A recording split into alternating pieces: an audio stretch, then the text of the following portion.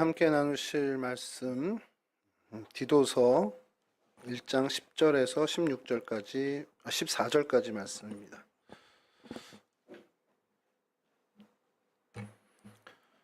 신약성경 디도서 1장 10절에서 14절까지 말씀인데요. 저랑 한 절씩 교독하도록 하겠습니다.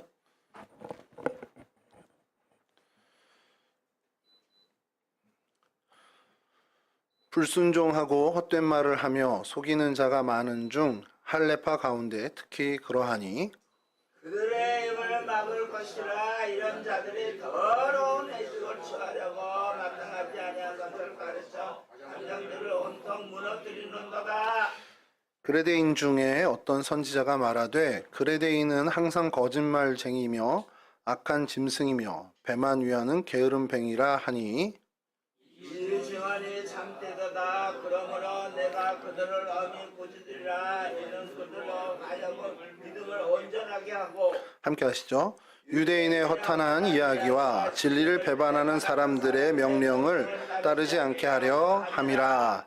아멘. 아멘. 오늘 함께 좀 살펴볼 성경의 장소는 그레데라는 곳입니다. 이곳에서 있었던 사건은 그렇게 큰 일은 없었고요. 그래서 그레데가 좀 성경에 이렇게 많이 나오진 않아요. 많이 나오지 않아요. 구약에 한 2번 정도, 그리고 신약에 한 6번, 많게는 8번까지도 언급된다고 보는데, 이 그레데에서 목회를 한 사람이 있습니다. 눈치채셨죠? 오늘 성경이 디도서니까. 디도가 목회를 했다라는 거죠. 그래서 그 디도의 목회 환경을 좀 보면서 저희가 좀 오늘 좀 말씀을 나누려고 합니다. 바로 설명을 들어가기 전에 좀 처음 지도를 좀 띄워주시면, 위치가 여기에 있는 섬입니다. 그래서 저기가 지중해입니다. 전체는 지중해고, 특별히 지중해 안에서 이 그리스와 터키죠. 지금의 이제 튀르키예와 그 사이에 있는 그 바다, 그 지역을 에게해라고 이제 특별히 이제 명칭을 붙여서 이제 부르고 있는데, 이 에게의 제일 남쪽에 있는, 어떻게 보면 경계가 되는 그 위치에 있는 섬이 하나 있는데, 그게 이 그레데 섬입니다. 헬라어로 크레테고요. 영어로도 크레테라고 이렇게 부르고 있습니다. 그래서 근데 이 의미가 좀 수상합니다. 이렇게 버려지다, 저버리다, 이런 뜻을 갖고 있는 이제 뜻입니다. 크레테라는 이 의미가요. 길이는 254km 정도 됩니다. 이제 그리고 너비가 이제 평균을 좀 내서 한 56km 정도, 긴 곳은 그보다 넘고 짧은 곳은 한 10km 정도 돼 있는 그런 정도의 이제 가로로 긴 섬이라는 거죠. 그래서 중앙에 이다라는 곳, 또 그리고 서쪽엔 백산이라는 그런 산맥이 있는데, 그건 중요한 게 아니고요. 여하튼 거기에 이제 경작지가 있고 많은 절벽들이 있고 해서 자연 경관이 굉장히 좋고, 기후가 이제 지중해에 있다 보니 이제 온난한 그런 좀 굉장히 좋은 환경에 이제 그 자연 환경을 갖고 있다라는 겁니다. 다시 한번 다음 사진을 보여주시면, 그 에게 중심으로 봤던 것을 이제 지중해 전체적으로 봤을 때 이 정도의 위치에 있습니다. 그러니까 지중해 거의 한가운데 있다고 보시면 되는데, 이 여러분들 보시기에 이제 저 오른쪽에 가파도기아라고 해서 지금 이제 튀르키예 자리고요. 그 다음에 북쪽으로는 마게도니아라고 해서 이제 현재 그리스, 그리고 그 옆으로 이제 이탈리아가 있는 고로고, 이제 아래쪽으로 이제 아프리카에 있는. 그러니까 참 요 많은 문화들이 좀 이렇게 섞여 있는, 혼재 있는 그런 곳이기도 합니다. 근데 여기가 그렇게 유명한 곳은 아니었었는데, 이제 그리스 신화에 여기가 등장을 합니다. 미노스라는 이제 간 통치자인데, 이게 실제 역사적인 인물인데, 그리스 신화에도 등장을 해서, 아버지가 제우스고 어머니 이제 사람이고 해서 그 사이에 태어난 반신 반인의 이제 그러한 강력한 통치자였습니다. 미나타우로스인가요? 그 소 모양을 하고 있는 그 괴물이 이제 여기랑 그 신화에서 연결이 되는 이야기로 나오는데, 그 위키백과를 보니까 이 미노스에 대해서는 굉장히 그리스 신화 안에도 얘기가 되게 다양하고요. 그 여러분들 이카로스라고 해서 날개 달고 이제 하늘로 올라가다가 타 죽은 그 신화 나오는 그 사건도 이 미노스하고 연관이 되는 사건입니다. 그래서 제가 나중에 이렇게 그리스 신화를 설명할 일은 없겠지만, 한번 흥미있게 좀 볼만하면 보게 되는 게, 내가 아는 데가 나오네, 이제 그레데가 나오네, 이렇게 되는 거죠. 그래서 그런 어떤 이야기들이 좀 많은데, 사실은 그렇게 많이 미노스에 대해서 언급하면서도 이곳은 그렇게 많이 언급이 되지 않았던 좀 특이한 점을 갖고 있고요.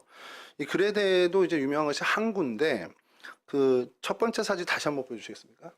여기 보면은 베닉스와 라세아라고 이 두 도시가 좀 돼 있잖아요. 여기가 이제 제일 큰 도시입니다. 현재도 제일 큰 도시인데 여기가 이제 항구가 있어요. 근데 그레데에 이 항구 베닉스 항구와 라세아 요 도시에 항구가 있는데 이 라세아에 있는 항구가 두 개가 있습니다. 그래서 라세아 항구가 있고 또 하나가 미항이라고 있는데 이 미항은 여러분 잘 알듯이 성경에 나오는 그 미항입니다. 사도행전 사도 바울과 연결된 그 미항입니다.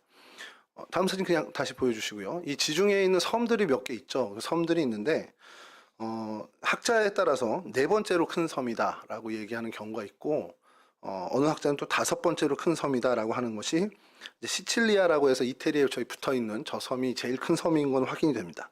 그리고 사르데냐라고 해서 사르디니아라고 있는데 여기는 안 나오긴 하는데 요 섬이 있고요. 그다음에 구브로 우리가 지난번에 살펴봤던 키프로스 그 구브로 섬이 이제 세 번째로 크다. 그리고 그 다음이 바로 오늘 이제 그레데다라고 하는 경우가 있는데 그 섬 말고 코르시카라는 섬이 있습니다. 그 코르시카라는 섬이 이제 시칠리아 위쪽에 이렇게 있는 그 섬인데 그거보다 여기가 크다 작다 여기 약간 논쟁이 있어요. 그래서 네 번째나 다섯 번째 정도 그 정도로 큰 섬입니다. 제주도보다 좀 크다라고 얘기 정도 나오는데요. 어쨌든 그런 정도의 섬이고 자연 환경이 좋고 이제 그런 정도를 하면 되는데 이 역사적으로 보니까 그 미노스라고 아까 얘기했던 강력한 통치자가 있었고 그걸로 인해서 역사적인 사건들이 많은데 이제 이 그레데 섬의 중부 지역에 크노소스라는 지역이 있습니다. 여기에서 1970년대 그 이후로 굉장히 유적들이 많이 발견되게 된 거예요. 그래서 굉장히 큰 대표적인 게 크노소스 궁전이 이제 발굴이 됐는데 사진을 다음 보여주시면 이게 이제 유적 현장입니다. 근데 요거만 갖고는 그냥 여기 뭐 유치권 행사하는 동네 그 건물하고 뭐 큰 차이 없네 이렇게 생각이 드는데 다음 사진을 보면 이게 보건도예요. 어마어마한 규모인 게 170m 그리고 160m 그러니까 거의 정사각형에 가까운 그런 규모를 갖고 있죠. 170m면 축구장보다 훨씬 큰 겁니다. 그 2배까지는 아니어도 그래도 좀 굉장히 큰 넓이고 그 안에 보면 이제 중앙에 정원이 있고 1000개가 넘는 방이 이제 있었고요. 그래서 이 궁이 한번 들어가면 길을 잃을 정도로 그래서 적군이 침투하면 길을 잃어서 못 나가게 하기 위한 어떤 의도도 있었던 것으로 역사학자들은 보고 있는데 그래서 이를 미로궁 혹은 미궁이라고도까지 이야기합니다. 근데 이 크노소스 이 성, 그 당시에 이제 권력자가 이제 지은 성인데 그 정권이나 그 나라가 왜 망했을까라는 이제 역사학자들이 추론한 것이 이제 멸망할 때쯤에 산토리니 화산이 폭발했다는 이제 일치한다라는 거예요. 그렇게 해서 산토리니 섬이 폭발하면서 이 화산 영향으로 인해서 이 제국도 망한 거 아니냐라고 얘기를 하는데 이제 그거는 이제 하나의 설이고 이제 역사학자들이 정통적인 어떤 정설로 믿는 것은 미케네인이 이 섬을 침공을 해서 이곳을 다 초토화시킨 것으로 이제 보는 것이 이제 정설입니다. 석회암질의 산지가 이제 동서방향으로 쭉 뻗은 이제 섬의 모양이고요. 아까도 말씀드린 것처럼 254km 정도가 되고요. 국토의 3분의 2가 거의 암석으로 되어 있는 그런 지형을 갖고 있습니다. 그러니까 중앙에 농지 정도를 빼고는 나머지는 어떤 농사를 짓기는 쉽지는 않은데 그래도 특산물은 많이 나오는 동네고요. 그 이유는 이제 기후가 아주 적절해서 굉장히 온난하고 건조해서 여기서 약간 이제 높은 산지 쪽으로 가면 너무 이제 쾌적한 겁니다. 그래서 휴양지로 굉장히 적합한 그런 섬이라는 겁니다. BC 67년부터 이제 기록된 역사들에 등장을 하는데 로마에 의해서 정복되면서 비잔틴 제국에 이제 속해진 것이 역사에 이제 등장하는 이 그레데 섬의 모습이고요. 그다음에 823년에서 961년까지 이슬람교가 이제 지배를 하는 그런 지역이 되고 13세기에 와서 이제 십자군 원정 때 다시 이제 탈환이 되면서 베네치아인들이 이제 이곳에 거주하고 그래서 이제 여기서 어떻게 보면 점령해서 살게 되는 겁니다. 17세기에 와서 오스만 터키 제국이 이제 이곳을 침략을 하고 그래서 이제 투르크 지배하에 놓이게 되고요. 그게 근 200여 년 이상을 가고 19세기 들어와서 그 그레데 섬에 살고 있는 그 사람들이 대부분 이제 그리스에서 건너온 사람들이 많은데 그 사람들이 계속해서 이제 반란을 일으켜요. 반란을 일으키고 계속해서 주장하다 보니까 결국에 1913년에 와서 그리스로 이제 행정상 그리스에 이제 속국이 되게 됩니다. 그래서 그리스의 영토가 됐고요. 현재 그래서 4개의 주로 나뉘어져서 그리스의 통치를 받고 있는 그리스 땅입니다. 그리스 땅이 됩니다. 근데 이제 이게 아까도 말씀드린 것처럼 많은 유적들이 이제 발굴이 되면서 에게 문명에 굉장히 중요한 유적들이 발견되고 그래서 의미를 갖게 되다 보니까 이 1970년 이후에 이 고고학의 그 발견과 더불어서 굉장히 큰 관광 산업이 이제 성행하게 돼서 이들의 어떤 그 나라의 국가의 어떤 중요한 수입원이 어떤 농산물이나 이런 것보다는 요 지역의 제일 큰 수입원이 관광 산업이 되는 그런 일들이 이제 벌어지게 되죠. 그리고 이제 이게 어떻게 보면 이 어떤 문명이 꽃피운 요런 시절을 이제 계산하다 보니까 바울이 이곳을 이제 지났던 그 시기보다도 한 뭐 천여 년 가까이 더 먼저 이곳에서 정말 고대 문명이 훨씬 더 발전된 문명이 이제 벌어진 것으로 이제 보게 됩니다. 성경에 언급이 되는데요. 구약에 한 2번 정도, 아까 말씀드린 신약에 6번에서 8번, 뭐 9번까지도 얘기하는 뭐 이렇게 있는데 정확히 이제 7번이 정확히 이제 등장을 하고요. 구약에서 언급이 되는 것도 좀 독특합니다만 어쨌든 구약에서는 에스겔서와 스바냐에서 그렛이라는 표현으로 이제 여기가 등장을 하는데요. 에스겔 25장 16절에 등장을 합니다. 그러므로 주 여호와께서 이같이 말씀하셨느니라 내가 블레셋 사람 위에 손을 펴서 그렛 사람을 끊으며 해변에 남은 자를 진멸하되. 조금 좀 이게 좀 의아하실 수 있어요. 블레셋 사람을 위해 손을 펴서 블레셋 사람을 끊으며라면 문맥이 전혀 이상하지 않은데 내가 블레셋 사람들에게 손을 뻗어서 그 블레셋 사람을 멸망시킬 거야 이렇게 돼야 되는 게 문맥상 자연스럽잖아요. 근데 블레셋 사람들에게 내가 손을 뻗어서 말이야 그렛 사람을 끊어낼 거야 이렇게 이제 표현을 한 겁니다. 이게 뭐냐면 이 그렛과 블레셋이 거의 이제 동일시하게 여겨졌던 겁니다. 구약에서는. 근데 그것이 그렛 말고도 구약에서는 또 하나 이제 이곳과 이제 블레셋과 그렛을 같이 이제 동일어로 쓰는 것이 갑돌이라는 것이죠. 갑돌 역시도 이 그렛의 섬을 지칭하는 말입니다. 그래서 이 크레타 문명이 발상지이기도 한 이 그렛의 섬이 블레셋 사람들이 이곳에서 팔레스틴으로 이주해 왔다라고 이제 보고 있는 것이 정설이라는 거죠. 그래서 구약에서 그렛이라든지 갑돌이라고 하는 갑돌 한 2번 정도 나오는데 이게 다 블레셋을 지칭하는 것으로 좀 보면 됩니다. 그래서 그런 어떤 블레셋의 어떻게 보면 근원이 되는 땅이라고 보시면 이제 이 그렛의 섬에 대해서 조금 더 우리가 좀 잘 알게 되는 거죠. 이렇게 이제 성경에 등장하는 게 있고요. 또 오순절 사건 때 이건 좀 그냥 읽어드릴게요. 또 이따 봐야 되니까요. 사도행전 2장 11절에 그레데인과 아라비아인들이라 우리가 다 우리의 각 언어로 하나님의 큰 일을 말함을 듣는도다 하고 할 때가 이제 오순절 성령 사건 때 여러 지역에서 온 사람들의 이제 그 지역을 거론하면서 이 그레데인이라는 표현이 여기서 나옵니다.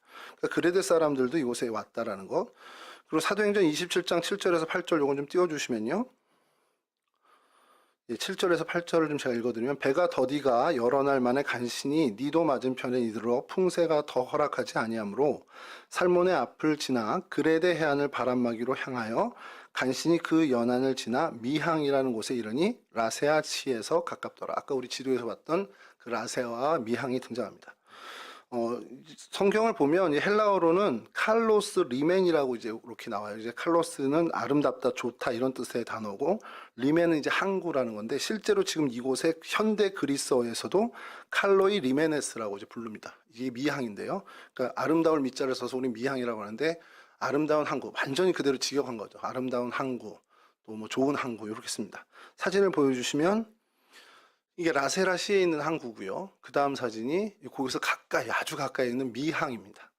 그리고 미항을 좀 더 좋은 다른 각도에서 찍은 사진이 그러니까 아주 큰 항구는 아니고요. 그러니까 우리가 생각할 때 뭐 인천항이나 부산항이다 그런 규모는 아니고 그냥 요트 정도 정박하고 고깃배 정도 정박하는 그 정도의 이제 규모의 항입니다. 근데 바다가 아름다워서 그런 건지 뭐 자연경관이 좋은지 왜 미항이라고 했는지는 여러 사진을 계속 봤지만 저는 납득을 못했습니다.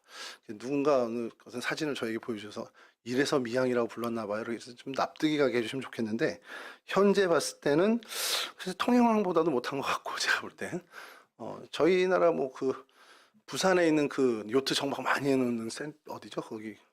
거기가 훨씬 더 이쁜 것 같은데 어쨌든 요게 미항이라고 이제 불렸던 곳입니다. 자, 근데 이 미항이라는 곳이 우리가 익숙한 것은 성경에서 봐서 그렇잖아요.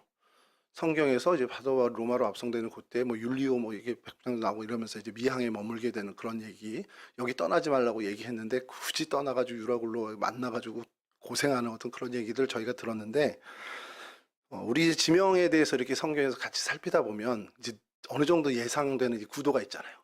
성경에 등장하는 곳이야? 그러면 뭘 하면 되지? 여러분들이 사업가라고 하면 여기 제기동이 성경에 나왔대. 그러면 누가 지나갔는데? 그 뭐 사도 바울이 지나갔대. 이런 얘기가 여러분들 있다면 사업가적인 기질을 여러분들 어떻게 하시겠어요? 바울이 지나갔어? 바울 기념 예배당 하나 세워야지. 그게 이제 만국 사람들 다 비슷한 생각인 것 같아요. 그래서 여기에도 바울 기념 예배당이 생깁니다. 사람은요 어디 가도 비슷한 것 같아요. 그래서 다음 사진 보여주시면 미항 언덕에 있는 예배당인데 바울 기념 예배당입니다. 그래서 외관이 이쁘죠. 그렇게 크진 않은데 그 다음 사진 보여주시면 이제 정면에서 찍은 겁니다. 그리고 내부에 바울의 사진과 여러 가지 이런 바울을 기념하는 것들이 이제 들어있죠. 자, 이게 성경에 미항이 등장하다 보니까 이런 일도 여기 이제 벌어지는데요. 성경에 근데 여기만 등장하느냐? 오늘 우리가 읽은 본문의 앞선 부분 디도서 1장 5절입니다. 내가 너를 그레데에 남겨둔 이유는 남은 일을 정리하고 내가 명한 대로 각 성의 장로들을 세우게 하려 함이니. 이게 신약에 이제 미항 여기 그레데가 등장하는 곳이죠. 그레데가 여기에 이제 등장하니 디도가 여기에 남겨졌고 여기서 각 성의 장로들을 세우는 목회를 했네. 그러면 여러분들 또 사업가 기질이 발전되면 누구 기념 예배당이 여기 세워지겠습니까? 예, 디도 기념 예배당이 세워집니다. 근데 이 디도 기념 예배당은 조금 이제 바울과는 다른 건 바울은 여기서 목회를 하지는 않았거든요. 근데 디도는 실질적으로 목회를 했는데 그 목회를 했던 유적지가 있습니다. 그래서 다음 사진 보여주시면 이곳은 이제 디도의 목회를 했다라고 추정되는 곳의 그 유적지입니다. 그래서 복원을 좀 해놓은 건데 여러분들 보시기에 이제 왼쪽은 그 사람 두 명이 보이시죠? 누가 바울이고 누가 디도일까요? 아직 멀어서 그러실 것 같은데 딱 나이 차이가 납니다. 나중에 한번 이거 파일 보시면 이 사람이 디도구나 이 사람이 바울이구나. 수염이 짧은 쪽이 디도입니다. 그래서 그렇게 보시고 그 밑에가 디도서의 일부를 헬라어로 이제 적어놓은 이건 이제 후대에 세운 거고요. 여러분들 보시기 오른쪽에 있는 이 사진이 유적지를 발굴해내고 거기를 이제 복원한 겁니다. 그래서 여기를 디도 기념 예배당을 하면 참 좋은데 유적지에 이렇게 해서 보고해야지 여기서 뭔가를 하긴 어렵잖아요. 그래서 이분들이 이제 뭐 사업가라고 하긴 그런데 이제 이 후대들이 디도를 기념할 만한 예배당을 짓자. 근데 엉뚱한 곳에 뭐 짓고 뭐 지역 바로 인근에 짓지 않으면 의미가 별로 없잖아요. 근데 멀리서 조금 떨어진 곳에 지어도 의미가 있을 수 있는 게 뭐가 있겠습니까? 디도의 어떤 흔적이 있으면 되잖아요. 그래서 다음 사진 보여주시면 이제 디도 기념 예배당입니다. 제대로 잘 지은 거죠. 예배당을 지었고 그 내부 사진입니다. 뭐 여기는 뭐 보통의 이제 그리스 정교회와 이제 동일하게 갖춰져 있는데 여기 디도에 대한 또 사진이나 여러 제자들도 있고 한데 저쪽에 있는 게 뭘 것 같습니까, 여러분? 예상을 해보시면 여기가 디도 기념 예배당이고요. 지역은 이 유적지에서 좀 거리가 있습니다. 근데 디도 기념을 하려면 아까 미항 언덕 위에 세운 건 바울이 미항에 머물렀잖아요. 그러니까 어떤 바울의 유품이나 이런 게 없더라도 뭐 바울이 손수건이라도 하나 흔적을 이제 남겼으면 그걸 이렇게 하면 좋은데 그런 거 없어도 머물렀다는 명확한 성경의 기록이 있다 보니까 미항에 바울 기념 예배당을 세울 만하죠. 그렇죠. 근데 이거는 지금 디도는 사실 어디서 목회했는지 몰라요. 근데 유적은 발견됐는데 그것도 사실 추정이잖아요. 거기에 뭐 예배당을 형식을 갖춘 것이 이곳이다 보니까. 그래서 이제 기념 예배당을 세워야 되는데 유적지 근처에 못 세우고 조금 떨어진 곳에 세웠는데 아무 관련도 없는. 그러니까 제가 서울에서 태어났는데 갑자기 뭐 강원도 춘천에서 가우진 기념 예배당을 짓는다 그러면 이상한 거잖아요. 근데 여기를 지었어. 그러면 하나도 안 이상하려면 하다못해 제가 입던 뭐 어떤 옷이라도 갖다 놓으면 될 텐데 그래서 저걸 갖다 놓은 겁니다. 뭐겠습니까? 이제 척하면 착하고 나오셔야 되는데 디도의 유골입니다. 디도의 유골을 안치한 그래서 디도 기념 예배당이 이곳 그레데에 있습니다. 그러니 관광이 되겠습니까? 안 되겠습니까? 이곳에 저는 검색을 하면서 아유 설마 이제 한국 사람 간 건 없겠지 하고서 그 전에도 이제 그런 어려운 데는 보통 이제 외국 사람들이 구글링 하면 구글 지도에다 올린 이제 블로거 걔네들은 블로거는 아니죠. 그래서 사진들이나 이런 거를 이제 발췌했는데 이거는 한국인 블로거가 올린 겁니다. 그분이 별동부인 블로그예요. 페넴 블로그 이 두 분이 여기 다녀오셔서 올렸는데 너무 잘 올려놔서 뭐 사진 보정할 필요도 없이 그냥 그대로 차용을 한 겁니다. 한국인까지 이렇게 가서 볼 정도로 관광 산업이 뛰어난 거죠. 디도의 유골을 갖다 놨으니 한번 볼만 하잖아요. 뭐 12제자는 아니더라도요. 자, 이렇게 성경에 들어있는 요 성경에 나타난 이 하나하나를 가지고 이 그레데, 이제 그리스죠. 그리스가 정말 관광지로 잘 개발을 한 섬이기도 합니다. 또 성경에 등장하는 것이 뭐 디도서에 계속 등장하는데 좀 독특한 표현이 오늘 읽은 본문의 바로 뒤 오늘 원래는 본문으로 좀 삼으려고 했는데 좀 길어서 10절까지만 하고요. 12절에 이렇게 되어 있습니다. 12절 띄워주시면 그레데인 중에 어떤 선지자가 말하되 그레데인들은 항상 거짓말쟁이며 악한 짐승이며 배만 위하는 게으른 뱅이라 하니. 이거 좀 그렇지 않아요? 좀 그레데 사람들 다 거짓말쟁이고 악한 놈들이고 지 배만 생각하는 게으름쟁이들이야. 이제 그게 그렇게 돼 있다는 겁니다. 좀 이따 이거에 대해서 이제 그 발전된 이야기를 좀 드릴 텐데 여하튼 현재 그레데가 이런 상황이고 현재는 뭐 도시는 아까 설명드린 것처럼 두 도시가 좀 제일 큰 상황이고 기후는 이제 좀 온대성, 열대성 중간의 어떤 그 기후로 사람 살기 좋고 연간 강우량 역시도 굉장히 640mm 정도로 굉장히 적절한 정도로 이야기합니다. 토지는 말씀드렸지만 농사하기에는 그렇게 좋지 않은 그래서 뭐 자갈투성이다라고 할 수 있지만 관광 산업이 되게 잘 발전되어 있는 곳이고요. 뭐 올리브도 좀 많이 수확이 되고 목축도 잘 되고 있고 뭐 그런 어떤 정도입니다. 그래서 주민들에 살고 있는 사람들이 대부분 다 이제 크레타인이고요. 그래서 거의 뭐 99%가 그리스어를 사용하고 있고 종교도 그리스 정교의 한 분파로 이제 그 동네가 아주 현지화가 돼 있는 땅입니다. 그래서 오늘 이 그레데에서 좀 이제 그레데를 이제 보면서 여기서 이제 어떤 사건이나 이걸 찾기는 어려운데 뭐 바울의 어떤 미항을 도착했던 어떤 그런 거 그래서 바울의 권면을 듣지 않고 출항함으로 이제 어려움을 겪은 그 사건을 좀 다뤄볼까 했는데 뭐 그거는 우리 너무 잘 알고 있는 교훈이잖아요. 하나님 말씀대로 좀 전해진 하나님 말씀을 잘 어기게 되면 쉽지 않은 길을 가게 된다라는 거 이제 너무 우리가 많은 교훈으로 알게 됐는데 오늘 이제 디도의 목회가 어땠을까라는 것을 좀 놓고 한번 좀 말씀을 좀 나눠보려고 합니다. 그레데라는 곳, 지금 우리가 이렇게 살펴봤는데 그레데라는 지역이 뭐 그런 거는 이제 둘째 치고요. 그레데 사람이 아까 말씀드렸듯이 그레데 출신의 선지자가 했던 게 막 거짓말쟁이고 뭐 자기 배만 위하는 그 악한 짐승이고 뭐 게으른 뱅이고 이런 얘기를 한단 말이죠. 그래서 이 그레데 출신의 에피메니데스라는 시인이 있었는데 그 시인이 그 시대의 시인이죠. 초기대 초대교회 그 근처의 시인이었는데 이 사람이 이제 시를 쓰면서 오늘날로 하면 이제 신조어입니다. 신조어인데 그레데인처럼 말하다라는 이제 뜻은 헬라어를 이제 공부하신 우리 목사님 그리고 신학생 계신데 크레티조라고 해서 뒤에 이렇게 뭐뭐조를 붙이면 그레데인처럼 뭐 행동한다, 그레데인처럼 말한다, 그레데인처럼 뭐 이렇게 한다라는 해서 그런 어미를 붙이면 사전적인 의미로는 그레데인처럼 말한다예요. 근데 이게 헬라어의 신조어가 된 겁니다. 무슨 뜻이냐? 거짓말하다를 그레테조라고 합니다. 헬라어로 얘기할 때. 그러니까 아우 쟤 가우진처럼 얘기하고 있네. 이렇게 얘기하면 어떤 이제 다른 의미를 갖는 거예요. 가우진처럼 이렇게 얘기하는 게 아니라 가우진처럼 얘기한다가 하나의 관용어가 돼서 뭐 먹을 것을 찾는 말이다. 뭐 이런 걸로도 바뀔 수 있는 것처럼 이제 그런 신조어가 됐는데 그레테조가 바로 거짓말하다라는 것, 위선적이다라는 것에 그런 어떤 이제 의미로 쓰이게 돼. 그러니까 그 정도로 이게 그레데인 그러면 거짓말쟁이. 이게 아예 그냥 사회 통념이 돼버린 거죠. 사실은 이마에 땀이 흐를 정도로 열심히 일하고 또 그래서 부지런하고 정말 어떻게 보면은 성실하게 그리고 정직하게 사는 것이 하나님의 뜻이죠. 하나님이 우리 인간을 향한 뜻입니다. 그러면 그거에 정말 반하는 것은 거짓말하고 속이고, 사실 성경에서도 그 마귀의 짓을 이야기할 때 거짓말장이라고 하고요, 속이는 자라는 표현을 쓰거든요.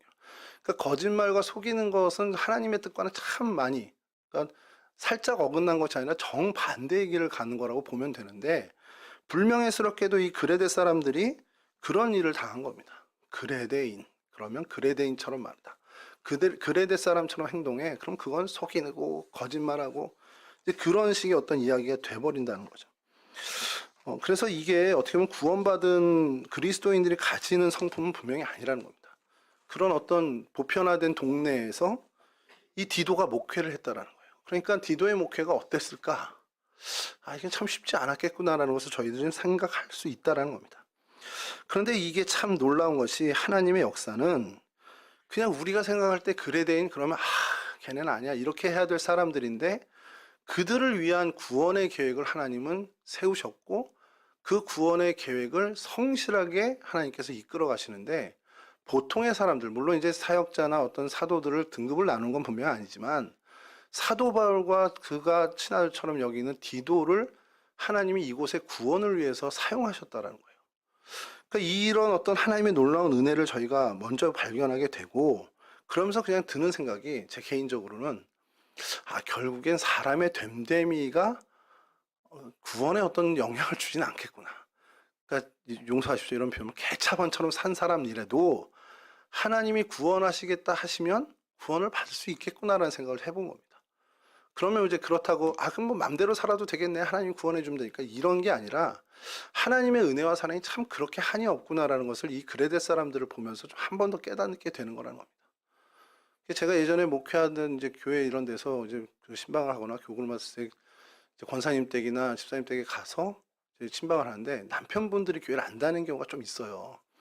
그래서 정말 그래도 대화를 해주시는 분들이 고맙죠. 그래서 왜 교회 안 나오세요? 저희 기다리고 있는데, 그러면 항상 하시는 말씀 중에 하나가 나 뭐 좀 끊을 거 끊고 좀 나 좀 다시 갖춘 다음에 내가 교회 갈게, 이러시거든요.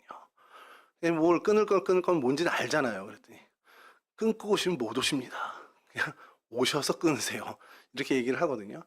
그러니까 이제 그런 어떤 모습들 보면서 그래, 하나님은 우리가 어느 정도의 그 정결함이나 성결함이나 신실함의 어떤 선을 넘고 그런 사람들을 불러주신다기보다 우리가 볼 때 쟤는 아니야 라고 해도 하나님이 구원해 줄 수 있는 은혜를 베푸시면 그건 되는구나라는 것을 좀 깨닫게 되는 거고, 그레데인을 보면서 이제 그런 걸 좀 느끼게 되는 겁니다.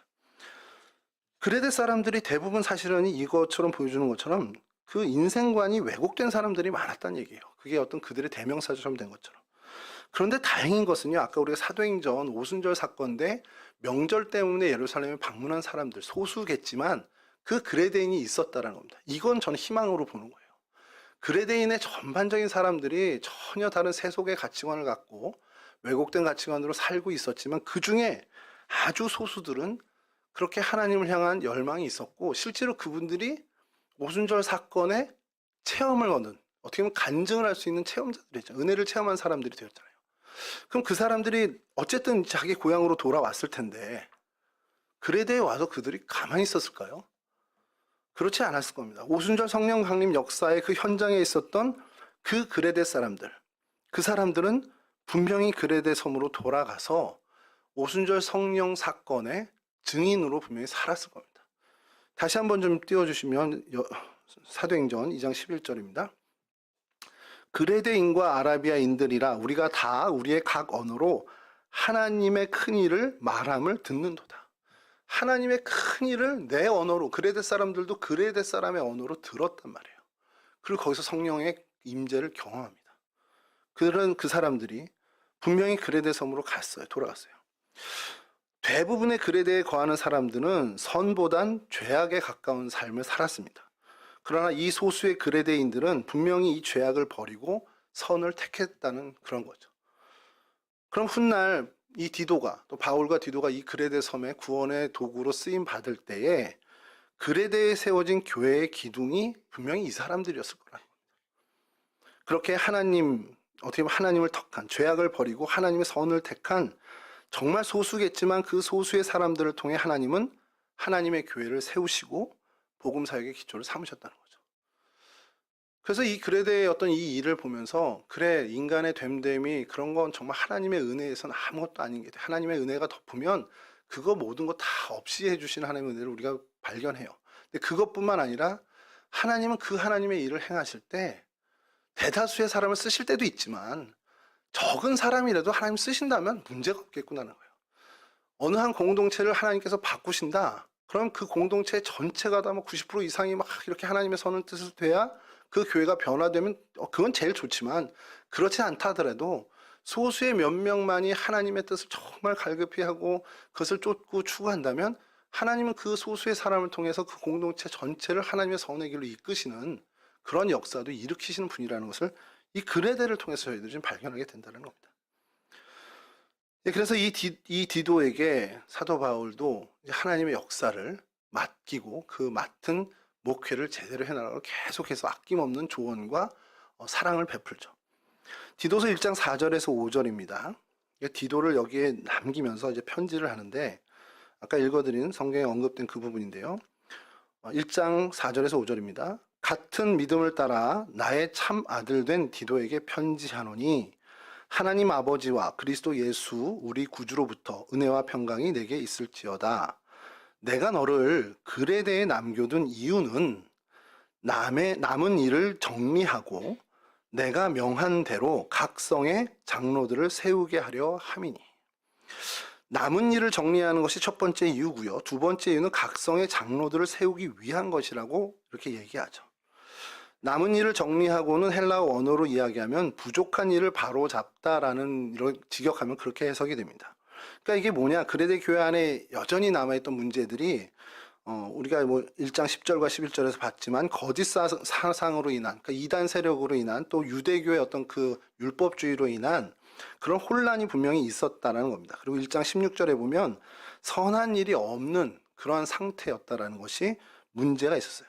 그래서 바울은 디도를 통해서 이 남은 일을, 이 부족한 일을 바로 잡기를 원해서 그를 남겼다라는 겁니다. 그리고 한 가지가 더가 이 디도를 통해서 이 교회에 장로를 세우려고 하는 것인데, 이 디도서 1장 6절에서 9절에 이 자격을 이야기합니다. 책망할 것이 없고 한 아내의 남편이며 방탕하다는 비난을 받거나 불순종하는 일이 없는 믿는 자녀를 둔 자라야 할지라. 감독은 하나님의 청지기로서, 이게 이제 장로와 감독의 성경학자들의 의견이 분분한데요. 같은 직분인데 이제 연령에 따라서 좀 나뉘는 거다. 그러니까 장로는 연령을 기준으로 칭하는 칭이고 감독은 좀 직분에 대해서 이야기하는 거다라고 이렇게 이야기하는 경우가 있습니다. 그래서 제가 예전에 한번 그 왕대일 목사님한테 한번 이거 물어봤더니 난 신약이 아니야 그러시면서 약간 답을 피하시더라고요.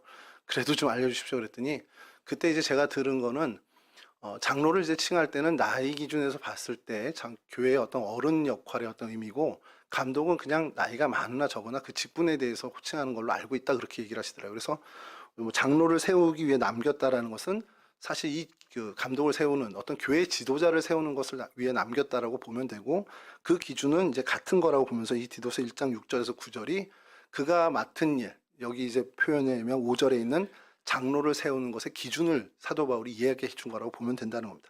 그래서 계속 읽어드리면 7절에 감독은 하나님의 청지기로서 책망할 것이 없고 제 고집대로 하지 아니하며 급히 분내지 아니하며 술을 즐기지 아니하며 구타하지 아니하며 더러운 이득을 탐하지 아니하며 오직 나그네를 대접하며 선행을 좋아하며 신중하며 의로우며 거룩하며 절제하며 믿은 말씀의 가르침을 그대로 지켜야 하리니 이는 능히 바른 교훈으로 권면하고 거슬러 말하는 자들을 책망하게 하려 함이라.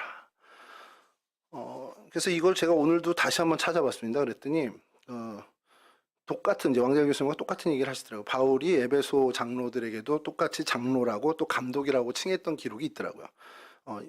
사도행전 20장 28절에 나오는데 장로에게도 감독이라 칭하는, 그래서 교수님이 한 얘기가 맞구나라는 것을 다시 한번 좀 확인하게 됐는데, 여하튼 이 기준을 가지고 이 디도가 그레데 교회에 일꾼을 세우는 거였습니다. 근데 이걸 쭉 읽어보면 이거 하나하나 이렇게 하기 어렵잖아요. 근데 한마디로 요약하면 책임 있는 사람이고 절제하는 사람이라는 거예요. 그러니까 책임과 절제로 함축할 수가 있습니다. 그 기준이요. 이 기준을 반대로 얘기하면요. 그레데 사람은 이렇지 않았다라는 것을 얘기할 수도 있는 거고, 그러니까 그렇게 책임감도 없고 절제함도 없이 살아왔던 사람들이니까 그들 안에서 이 책임과 절제의 삶을 사는 사람을 일꾼으로 세워라. 신앙은 뭐 기본이고요. 그렇게 얘기하는 겁니다. 여러분, 세상에서 책임감 없고 더 절제력 없이 정말 내 욕심대로 죄악대로 말하고 행동하고 방탕하게 살아왔던 그런 타락의 삶을 살던 그런 사람들이 만연한 곳이 이 그레데고, 그 그레데에서 그리스도인으로 살아가지만 그들의 삶의 현장, 생활의 현장이 늘 그런 사람들이랑 같이 어우러지다 보니까 항상 위험에 노출될 수밖에 없다라는 거예요. 그게 이 그레데 교회의 형편이었다는 겁니다. 오늘날도 마찬가지죠. 우리가 그리스도인으로서의 가치관, 선명한 기준으로 살아가려고 노력하지만 우리가 세상 현장에 나갔을 때 우리와 같은 가치관, 신앙관으로 사는 사람들만 만나는 게 아니잖아요. 세상의 가치관이 최우선순위에 있는 사람들과 사실 더 많이 어울리게 됩니다. 직장에서도 우리의 삶의 자리에서 우리와 같은 하나님의 영광과 하나님의 기쁨을 위해서 살겠다, 그렇게 목표를 놓고 살아가는 사람의 수보다는 돈을 벌고 인생을 즐기고 어떻게 보면 높은 연봉을 목적으로 하는 사람들이 훨씬 더 우리 주변에 많다라는 거예요. 그러니까 그렇게 살다 보면 의도하지 않아도 계속 우리가 그 가치관에 물들 수 있는 가능성이 높아진다는 겁니다. 그레데는 그러한 큰 문제를 갖고 있었고 오늘날 이 한국교회도 사실은 이 문제에 자유롭지는 못하다는 거죠. 근데 이런 얘기를 하게 되면 그냥 마음 한편으로 그런 게 있어요. 저도 그런 생각이 클 것이, 저는 어쨌든 세상 직업을 갖고 있지 않으니까 제가 만나는 분들은 뭐 늘 교회에서 목사님 만나고 우리 전도사님 만나고 백원사님이랑 있는 시간 훨씬 많죠. 가족들보다 있는 시간이 더 많은데 이분들과 가치관의 충돌은 없잖아요. 물론 이제 점심 메뉴의 충돌은 분명히 있겠지만 그래서 뭐 따로 먹고 이렇게 하는 것도 있지만, 일단 제가 요즘 다이어트를 하기 때문에 매식을 잘 안 합니다만 그거 외에는 뭐 가치관의 충돌이 있어, 신앙이 흔들려, 이런 건 없단 말이죠. 그러니까 저도 이제 그렇게 되면 난 이해하겠어, 난 자유로운 사람인데 이렇게 할 수 있는데, 그러니까 그런 생각이 드는 거죠. 나는 아니잖아, 나는 그렇지 않잖아, 이런 생각이 드는데 이게 정말 위험한 겁니다. 내가 볼 때 나는 그렇지 않을 수 있어요. 근데 하나님이 보실 때도 그러냐? 그런 걸 생각해 봐야죠. 나의 관점이 아니라 하나님의 관점으로 나를 계속 살피는 것이 그래서 중요합니다. 나는 문제없어 라고 생각을 할 수 있겠지만, 내 환경도 그렇고 나는 뭐 노출된 것도 없고 그렇지만, 근데 이건 내 시선이고요. 하나님의 시선으로 보는 것을, 우리의 시선을 그 하나님의 시선으로 옮기는 것이 되게 중요한 것이, 하나님도 나를 그렇게 봐주나? 그런 생각을 해야 된다는 겁니다. 여러분, 목사인 제가 이렇게 보는 그 경계심이 있다면 여러분들 역시도 그런 경계심을 가져야 된다는 거죠. 내가 혹시 나는 그레데 사람들, 그레데 교인들처럼 그런 위험에 노출된 거 아닌가? 혹시 그런 위험은 없나? 그래서 항상 그 생각을 해야 된다는 거예요. 여러분, 요즘 계속 문제가 되는 게 우리나라가 마약 청정국이다 뭐 이런 얘기가 이제 무너졌잖아요. 너무 쉽게 마약을 이제 접하게 된다는 거예요. 예전에 극한 직업이라는 영화에서 그 마약상으로 나온 신하균 그 배우가 대사한 내용 중에 하나가 자기가 꿈꾸는 나라가 있다는 거예요. 노인, 아이, 어른 할 거 없이 모두가 다 편의점에서 마약을 구입하는 그런 시대가 나는 오기를 꿈꾼다, 이런다는 거죠. 그게 그때는 참 웃고 넘기던 일이었거든요. 근데 진짜 지금은요, 인터넷으로 들어가서 클릭 몇 번만 하면 집 앞으로 마약이 배송되는 시절을 저희가 살고 있다는 겁니다. 그러니까 그만큼 이제 마약 중독이 굉장히 위험한 수준으로 우리의 피부에 와닿는 걸 왔는데, 그렇기 때문에 이 마약 중독에 대해서 이야기하고 중독 치료에 대해서 좀 하는 것을 제가 좀 요즘 눈여겨보게 되는데, 제가 이제 정말 탁 꽂힌 게 있습니다. 중독 치료의 첫발이 뭔지 아세요, 여러분? 마약 중독이든 뭐의 중독이든 중독 치료의 첫발, 제일 정말 중요한 첫걸음은 스스로 중독자라는 것을 인식해야 된다는 거예요. 그러니까 내가 중독에 빠졌다라는 것을 자각해야 그 치료가 시작이 될 수 있다는 거예요. 그거를 부인하면요, 전혀. 이게 근데 마약 중독만이 아니고 치매도 마찬가지라는 겁니다. 치매 환자 스스로가 내가 지금 치매 증상이 있구나, 이거를 인지해야 약도 잘 드시고 계속해서 병원에서 이야기하는 의사가 얘기하는 것을 하게 되는데 무슨 내가 치매야? 그러면 계속해서 악화된다는 거예요. 여러분 그리스도인의 신앙도 마찬가지입니다. 내가 얼마든지 나도 그레데인처럼 세상의 가치관에 오염될 수 있는 가능성과 환경이 있는 사람이구나라는 것을 인식하고 그 위험의 경계심을 가질 때에 우리가 훨씬 더 우리의 신앙을 잘 보존해 갈 수 있다는 거예요. 무슨 나는 그 복음 안에 늘 보호받고 있는데 이런 사람이 제일 위험하다는 거예요. 좀 아이러니한 얘기지만요. 신앙에 제일 위험한 사람이 교회 다니는 사람입니다. 이 얘기하면 또 가우신 목사 또 이상한 소리 한다 이러시겠지만 여러분 교회 밖에 있는 사람들은요. 그러니까 교회 안 다니는 사람은요. 내 안에 예수가 없는 거를 확실히 알아요. 제 친구들은 교회를 안 다니기 때문에 어릴 때 잠깐 다녔어도 자기가 교회를 안 다녀요. 그러니까 자기 안에 예수가 없는 걸 너무 잘 압니다. 그러니까 예수가 그리스 사람이라는 소리를 하죠. 이 친구들이. 근데요. 교회 다니는 사람은요. 내 안에 예수가 없어라는 생각을 안 합니다. 근데 실제로 교회 다니는 사람 중에 예수가 그 안에 없는 사람들이 있습니다. 그러면 난 교회 다니니까 당연히 예수가 있어라고 생각하는 게 얼마나 위험한 걸까요?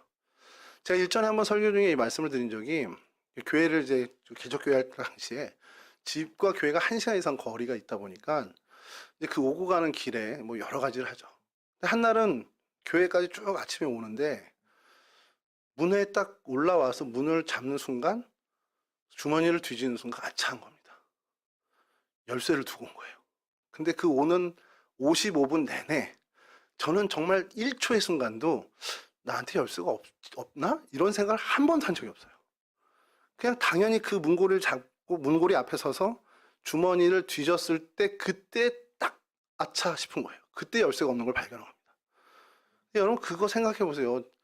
주님 앞에 가는 그날까지 내 안에 예수가 틀림없이 있다고 생각했는데 주님의 심판대 앞에 딱 서는 그 순간에 뒤져보니까 예수가 없어. 그런 실수는 교회 안 다니는 사람들은 절대 하지 않습니다. 교회 다니는 사람만 그런 착각을 하죠. 그러니까 여러분 이게 굉장히 중요한 거예요. 내 안에 예수가 있어. 당연히 있을 거야. 왜? 교회 다니니까.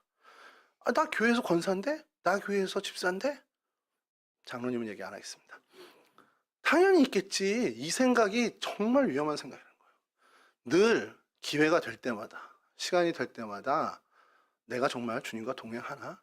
내 안에 예수님이 계신가? 이걸 우리 늘 점검해야 한다는 거예요.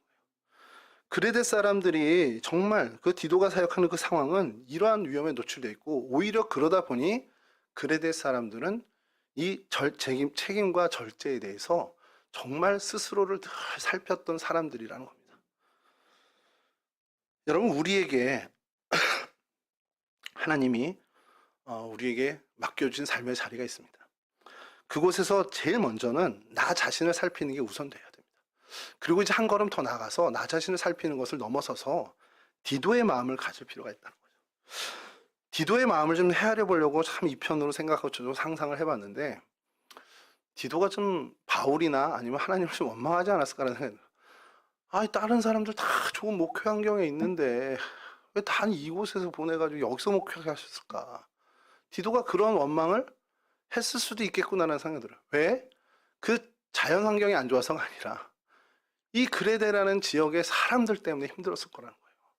맨날 속이기나 하고 뭐 교회 안에 사람들이야 좀 덜 했겠지만 그래도 뭐 없진 않았을 거고 교회 밖에 나가면 뭐 그냥 뭐 무수하게 속이고 거짓말하고 악한 뭐 짐승이라는 표현을 할 만큼의 그런 게으름뱅이들을 늘 만났을 테니 사람으로 인해서 얼마나 큰 실망감이 있었겠고 사람으로 인해서 얼마나 많은 상처를 받았겠냐는 거예요. 심지어 근데 그게 교인이야. 미치고 발작 뛰는 거죠. 그러면 디도가 그런 환경에 있었을 때 디도가 혹 처음에는 원망하지 않았을까 생각을 한 거예요. 근데 디도는 그런 인물이 아니라는 걸 우리 잘 알잖아요. 그러다 보니 그곳에 자기를 남겨둔 이유, 바울의 의도뿐만 아니라 하나님의 의도를 정확히 깨닫게 되었을 것이고 그 깨달은 이후부터는 디도는 분명히 그것에서 자신의 최선을 다했을 거라는 거죠. 그러면 그 시선을 좀 우리에게 돌려와서 내가 그레데인 사람처럼 좀 좋지 않은 환경에 있다는 걸 자각하고 계속해서 우리 스스로를 점검하는 것을 게으르지 아니하는 그것을 당연히 하고 그 너무 한 걸음 더 나가서 혹 내 처한 환경, 내 신앙의 환경이 내 주변에는 온통 그레데 사람 같은 사람뿐이야 라는 생각을 한다면 왜 하나님이 나를 이곳에 두셨을까? 왜 하나님이 나를 이곳에 남겼을까? 왜 이곳에 하나님이 나를 머물게 하셨을까를 우리는 고민해야 된다는 거죠. 내 가족이 뭐 이렇게 얘기하면 안 되지만 다른 가족들에 비해 너무 나에게 비협조적이야. 너무 내 생각이랑 다르게 가. 그러면 그 이유가 뭘까를 하나님께 고민하고 하나님이 나를 여기 남기신 이 집에 가장으로 세워주신 이유가 뭘까? 우리 애들은 내 맘 같지가 않아. 이 얘기를 불만을 하지만 그러면 그 말 끝에 그 다음 말은 그 이 말 안 듣는 애들에게 왜 나를 아버지로 하나님이 세워주셨을까? 그걸 한 번 더 고민해야 되는 저희가 돼야 된다는 거죠. 저희 교회는 그런 일이 없지만 제가 전에 있던 교회에서 이런 생각을 좀 해본 적이 있어요. 그렇게 돌고 돌아서 많은 사역했는데 하나님 왜 여기다 갖다 심으셔가지고 제가 하는 일은 장로님들의 두 진영을 오고 가면서 중재하는 일이 거의 사역의 90%였습니다. 이 장로님께 전화해서 장로님 오늘 그거는 그런 의도가 아니고요. 오해하신 겁니다. 그리고 저 장로님께 전화해서는 저쪽에서 화 푸셨네요. 한 번에서 만나서 식사하시죠. 이게 거의 90%의 일이었습니다. 그러면서 드는 늘 생각이 내가 목회를 하러 온 거야? 심판을 하러 온 거야? 화해를 막 하러 온 거야? 그러니까 이제 그런 생각들이 들 때가 있는데 그럴 때에 우리가 다시 그럼 왜 하나님이 나를 여기에 심으셨을까? 저를 믿어서는 분명히 아닐 것 같고 딴 사람들 도망갈 것 같은데 너는 안 도망갈 것 같아서 뭐 그런 정도 아닐까라는 생각을 해본 적이 있습니다. 근데 저희 교회는 그렇진 않잖아요. 저희 교회는 그래도 하나님이 너무 감사할 조건들을 많이 주고 저 이렇게 약간 지치고 그럴 때 이렇게 언덕 올라오다 태바올 보면 막 힘이 솟습니다. 야, 동성교회가 코로나 때 이걸 지은 교회야. 이 정도야 우리가 이런 생각이 들 정도로 하나님이 너무 그 기쁨을 주시는데 교회가 아니더라도 여러분 삶의 자리, 내 가정 하나님 왜 나를 여기 심으셨을까? 나를 왜 이런 열악한 조건에 열악한 환경에 나를 심으셨을까? 디도를 믿고 맡겨주신 것과 같은 이유라는 겁니다. 너 아니면 안 돼. 이게 하나님의 음성이죠. 저희 아들 저 아니면 안 됩니다. 어느 분이 저 아이의 아버지 역할을 할까? 아무도 못합니다. 적어도 제가 만난 모든 분들 중에는 아무도 못합니다. 그래서 하나님이 저를 저희 아들의 아버지로 세워주신 거로 저는 믿어요. 이 마음과 자세를 저희가 놓치지 않아야 한다는 겁니다. 내가 하나님의 일꾼이고 하나님이 나를 사랑하셔서 하나님 많은 사명을 맡겨주셨을 터인데 그 하나님의 사랑의 마음으로 나를 골탕 먹이려는 것이 아니라 이 상황과 환경과 처한 여건에 그래도 너밖에 없어라는 하나님의 음성으로 우리를 심어주신 것을 우리가 믿고 우리의 삶의 자리 이곳에서 하나님 맡겨주신 사명에 최선을 다하는 기쁨으로 이 사역과 사명을 감당하는 저와 여러분들이 되었으면 좋겠습니다. 우리 잠깐 합심해서 좀 기도 잠깐 하고요.